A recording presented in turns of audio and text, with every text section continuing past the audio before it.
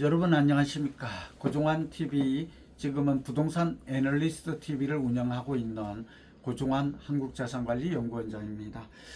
제가 요즘은 YTN 고종환 TV라고 아시죠? 네, 이걸 새롭게 론칭을 해서 이제 YTN이 밀어주고 있거든요. 그러다 보니까 또 부동산 애널리스트 TV를 두 가지를 운영하다 보니까 제때 여러분에게 서비스를 해드리지 못하는 점을 좀 양해 부탁드리고요. 당분간은 좀 병행을 해야 될 것 같습니다. 그래서 근데 YTN 고종환 TV는 이제 거기는 편집도 하고 카메라 웍도 좋아서 화면의 질이 굉장히 좋거든요. 그리고 자주 내보내요. 왜냐하면 매주 목요일 날 녹화를 해서 거기에 이제 이 담당 부장 국장님 또 전담 PD 분이 계셔서 하니까 오늘 저희는 이제 가급적 10분, 15분 이내로 하려고 하거든요.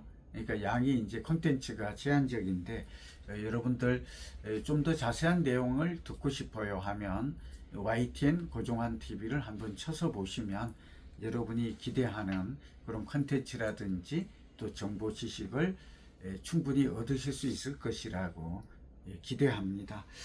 한국부동산원 자료가 나왔는데요. 8월 말이죠. 나왔는데 큰 변화가 없습니다. 우선 아파트 매매 가격 변동률은 서울도 0.08%, 그 다음에 전세 가격은 0.06% 이렇게 오른 것으로 나타났어요. 그러니까 거래가 감소하고 관망세가 짙어지는 가운데 8월 말까지는 비수기잖아요.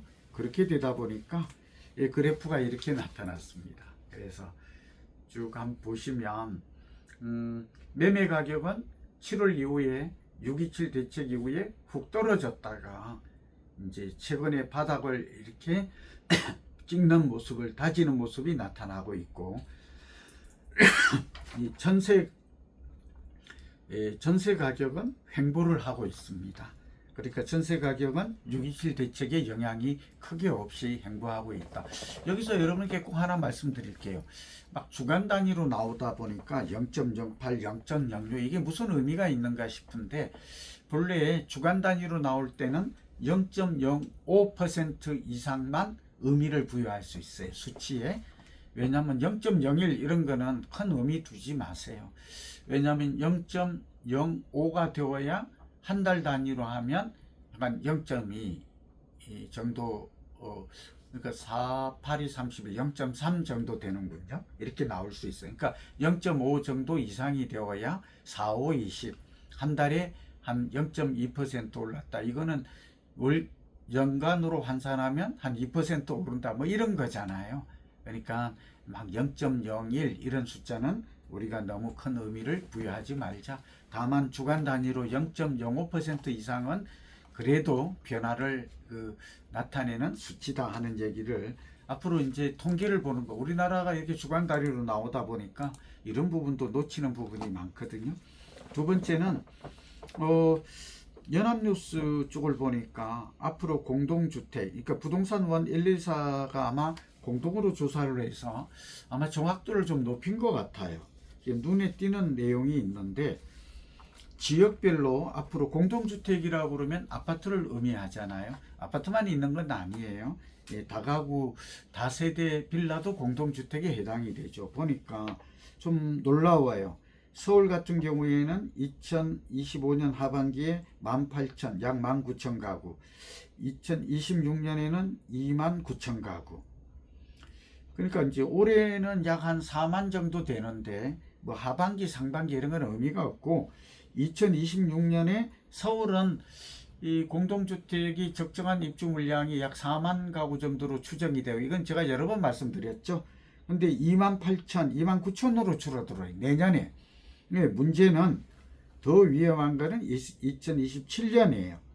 이때가 더 많이 줄어들거든요. 이걸 보면 경기도도 줄어들어요. 많이. 그래서 이렇게 줄어든다 하는 물량, 이걸 본다면 제가 볼 때는 2027년 이후에 또 내년 이후에는 전세 가격이 몹시 오를 가능성이 많아요. 전세만 놓고 보면. 그러면 집값이 오를 확률은 70% 이상이다. 이렇게 된다는 건 알고 계시죠? 근데 문제는 전세는 오르는데 경제 위기가 온다면, 예를 들어 뭐 환율이 급등해, 지금 환율이 1380원 왔다 갔다 하는데 이게 막 1600을 넘어간다든지 그렇게 말하는, 예측하는 사람도 많아요. 그리고 우리 경제가 안 좋아져서, 또는 뭐 부동산에 관한 세금이 아주 대폭 강화가 된다든지, 또 대출 규제가 강화된다, 이렇게 된다면 이 금리가 내린다고 해도 집값이 오를 수는 없죠. 그러니까 말하자면 입주 물량이 줄어들고 금리가 내리는 것은 상승 요인이 되지만, 그러나 또 대출 규제와 세금 강화, 여기다가 경제가 펀더멘털이 망가진다. 그 망가진다는 신호는 성장률도 낮아지고 환율이 우선 급등하겠죠. 뭐 그런 현상이 온다면 집값이 많이 오르기 어려울 거다. 그러니까 전세는 올라가지만, 전세는 수요 공급의 영향을 가장 많이 받거든요. 요거 얘기는 아시겠죠? 근데 오늘 한국부동산원 부동산 통계 정보 시스템에 따르면 이렇게 공동주택에 대한 이런 것들이 표가 나와 있어요. 그러니까 여러분 네이버나 다음을 통해서 한번 검색했으면 좋겠다 하는 거고요. 또 여러분에게 서울 집값 앞으로 어떻게 되나, 우리나라 이제 공급 부족 문제 말씀드렸는데, 우리 연구원에서 여기 최호성 본부장이 이 정말 국내 최초로 저희 연구원에서 자료를 만들었어요. 이게 제가 지금 보여드리고 있거든요. 그래서 이 자료가 굉장히 중요해요. 이 국내 최초로 지금 공개하는 자료예요. 근데 이 자료는 이 정책 당국도 공급이 부족하다 이렇게만 알고 있거든요. 그래가지고는 안 돼요. 그러니까 구체적으로 데이터 시대, 우리 부동산 애널리스트 과정의 특징은 뭐예요? 이 객관적인 데이터를 가지고, 그리고 소위 말하면 그 종합적인 지표, 지수를 가지고 객관적 데이터와 종합적 지표에 의한 이 분석을 하고, 이제 현황을 분석하고 미래를 예측하고 대응 전략을 짠다. 이 3단계 논법이잖아요. 그래서 여러분들이 저를 지켜보는 분들은 많이 환호하고, 또 제가 이걸 빠뜨리게 되면 섭섭해 여기는 거 알고 있어요. 특히 유로 상담 오시고 강의 듣는 분들은 뭐 그런 욕구가 많은 걸로, 저도 이제 그게 보답하기 위해서 하고 있는 거거든요. 최근 들어서 유로 상담 고객분들이 우리 부동산 애널리스트 TV를 보시고 많이 옵니다. 그리고 성과도 굉장히 높아서 저도 보람을 느끼고 있고요.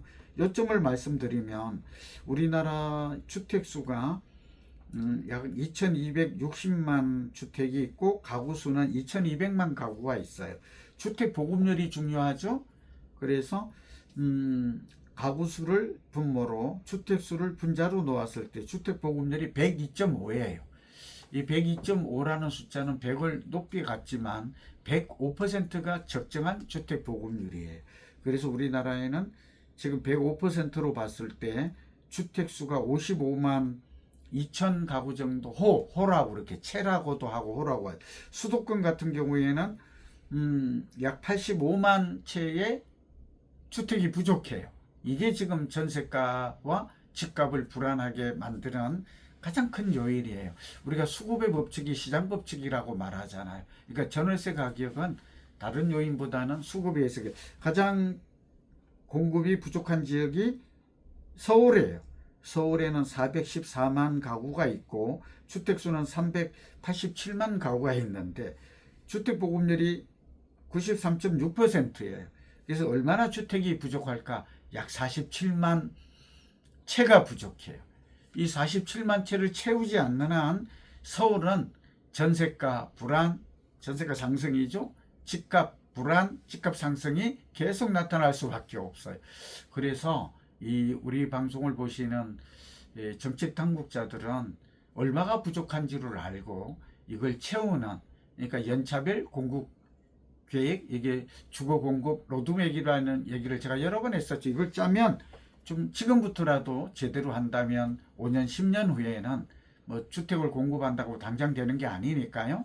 저는 얼마든지 공급할 수 있다 하는 말씀을. 두 번째 주택이 부족한 지역이 경기도죠.